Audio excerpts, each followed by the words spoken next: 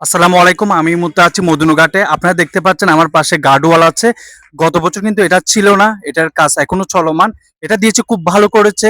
কারণ এই মসজিদে গত বছর পানি ওঠে প্রতি বছরে হয়। এখানে নামাজ পড়ার অবস্থা কিংবা কোনো ব্যবসায়ী ব্যবসা করার কোনো অবস্থা ছিল না, পরিস্থিতি ছিল না। পানি এতটুকু পর্যন্ত গলা পর্যন্ত পানি ছিল।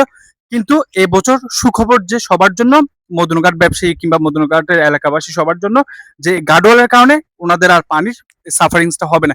কিন্তু ওই পারে যে মানুষগুলা আছে ওনারা কিন্তু অনেক বছর ধরে কষ্ট পাচ্ছে।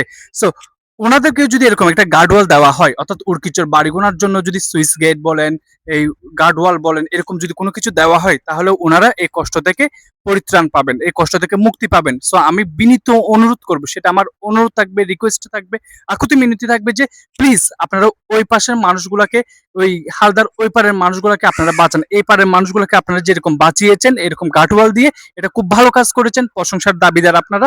কিন্তু ওই পারের মানুষগুলোকে আপনাদেরও বাঁচাতে হবে। তাহলে এই পারে যে পানিগুলো ঢুকতো, এই পারে পানি যেগুলো আসতো এগুলো সহ এখন ওই পারে চলে যাবে।